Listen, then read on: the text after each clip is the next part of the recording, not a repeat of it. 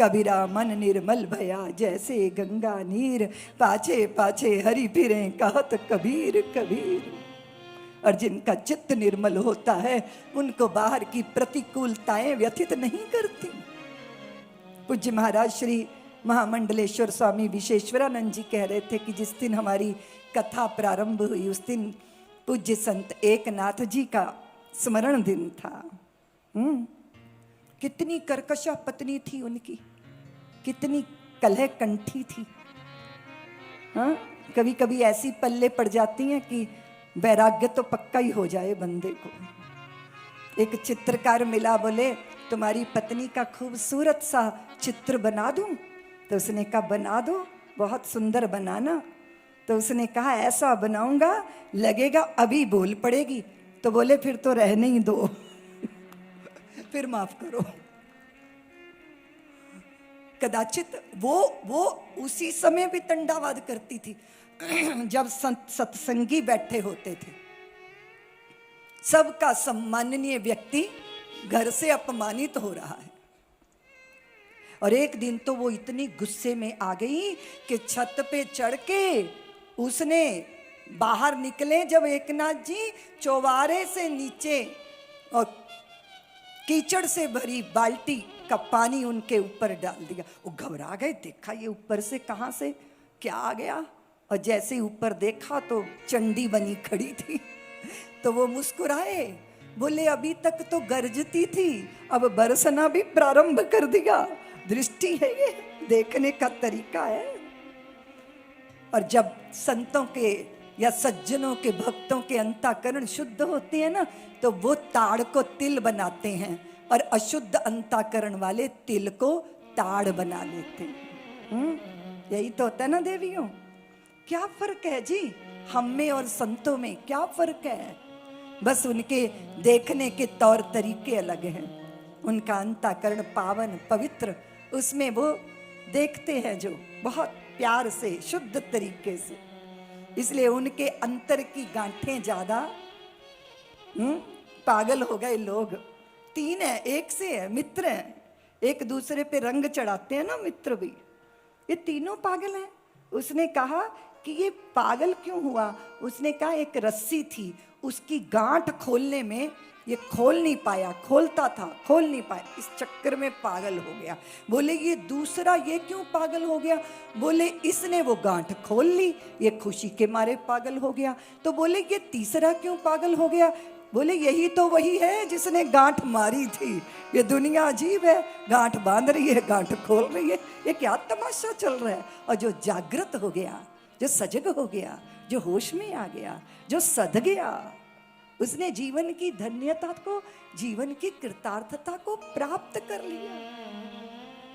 और श्री राम कथा हमारे अंतर की गांठों का भंजन करती।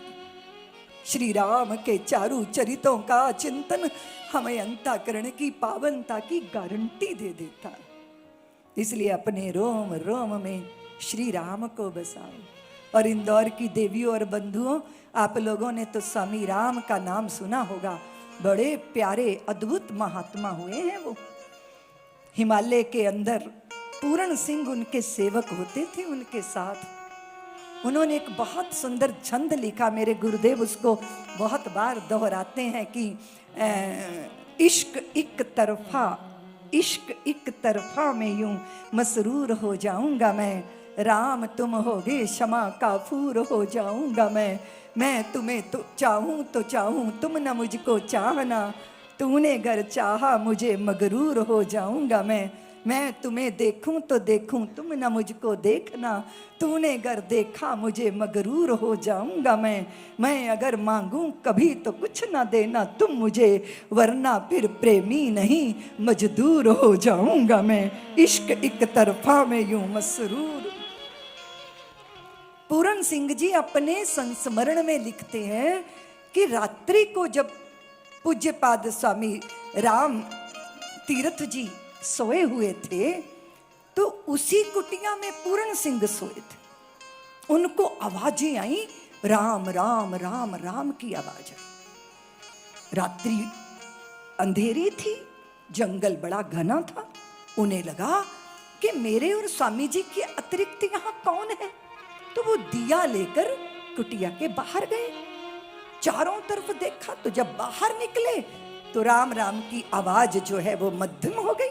जब वो दोबारा कुटिया में आए तो वो आवाज और जोर से आने लगी।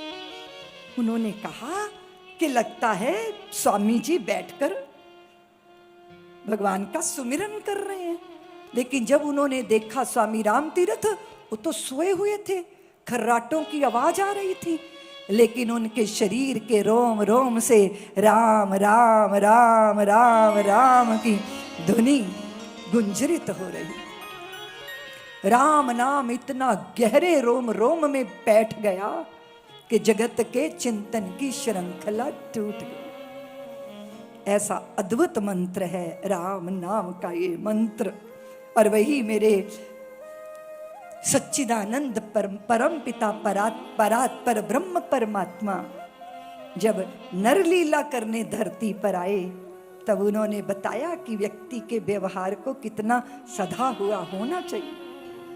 वे विज्ञ हैं, वे घट घट की जानते हैं, लेकिन वनवास के समय में वे वाल्मीकि जी और भरद्वाज से अपने रहने का स्थान पूछते। भगवती जगत जननी जानकी मैया, उनका चिंतन कीजिए। हमारे भारत की देवियां, जिसको कहते हैं लाज, जिसको कहते हैं लज्जा, जिसको कहते हैं शील, जिसको कहते हैं अनुमोदन, जिसको कहते हैं मर्यादा, हाँ? सारी बनवासी देवियां जब देखती हैं राम लखन और जानकी को, अलग अलग दृष्टि से संसार ने देखा उनके वनगमन को, बनवासी वेश में। बहुत सहज रूप से भारत की देवियां बहुत जल्दी परिचय प्राप्त करती हैं, बहुत जल्दी। चाहे कथा सुनने आई हो तो भी पड़ोसन से परिचय हो ही जाता है, सहेलियां बन जाती हैं। पूछा जाता है कैसी हो, घर में कौन कौन है, अकेली आई हो कि वो भी आए हैं, तो बताती है कि आए तो थे, बाहर ही स्कूटर पे छोड़ के चले गए। तो फिर वो धीरे से पूछती है घर में अकेली हो या फिर मुक्त हो गई हो। किससे मुक्त? बोलो, सासू माँ से मुक्त हो गई हो कि नहीं हो गई? सब चर्चा होती है ना, परिचय होता है ना। और फिर ये परिचय गांव में ज्यादा होता है। वन विधूटियों को बहुत सहजता लगती है परिचय पाने लेने देने में। और जैसे जैसे हम नगरों में, महानगरों में और तथाकथित सभ्यता के शिकार बनते हैं, और ये नज़ारा देखना है तो देखो, अगर आप ट्रेन के जनरल डिब्बे में चलोगे ना तो उसका नज़ारा अलग होगा, सेकंड एसी का अलग होता, फर्स्ट एसी का अलग होगा। और अगर जहाज में चलोगे तब तो लगेगा कि सारे मुर्दे बैठे हैं, किताब या अखबार में मुंह दिए हुए, पड़ोस में बैठा है, शरीर से शरीर टकरा रहा है, फिर भी बात करने का मन नहीं करता। जहाँ जहाँ सहजता होती है वहाँ वहाँ सहज भाव होता है, वार्तालाप होती है, चिंतन होता है, बातें होती हैं। तो सारी देवियाँ पूछ रही हैं जानकी मैया से कि कौन है आपके। और इस भारत में सबसे खूबसूरत परिधान में कोई चीज है तो वो क्या है देवियों, बताओ तुम्हें क्या प्रिय है? सुंदर भारत का परिधान बोलो ना।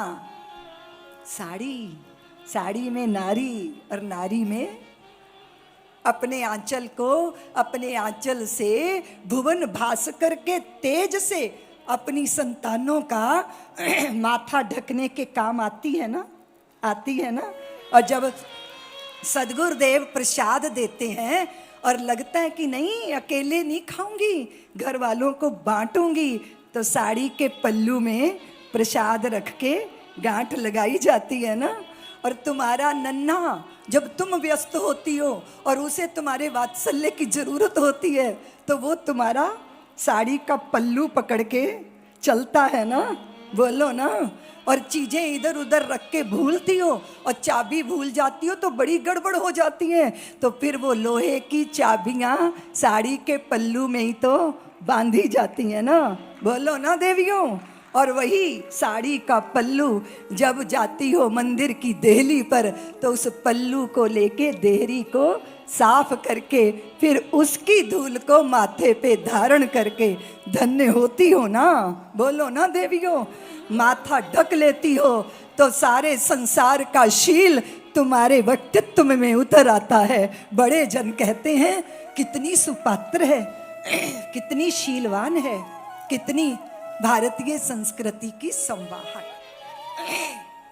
मैं नए नए फैशन का विरोध नहीं करती, लेकिन हमेशा भारत भूमि पे अगर कोई अमर रहेगा परिधान, और वो है भारतीय बेटियों की, महिलाओं की, स्त्रियों की, नारियों की ये साड़ी।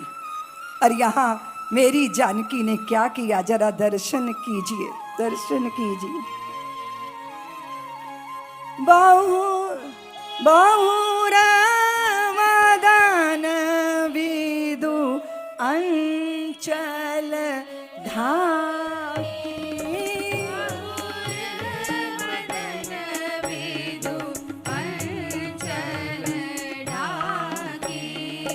प्रियतन चितई भौंकर बाकी,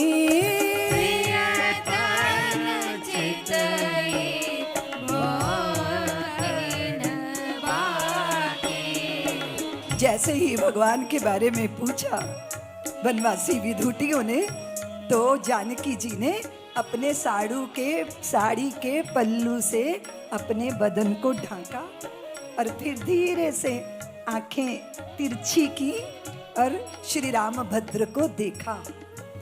बोली नहीं कुछ, बहुत कुछ बताने के लिए बोला नहीं जाता, शब्दों की जरूरत होती है क्या?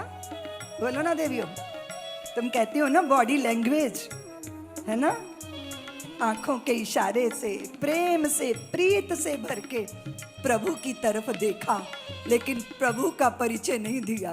परिचय किसका दिया? सहज सुभाए सुभगतन गोरे,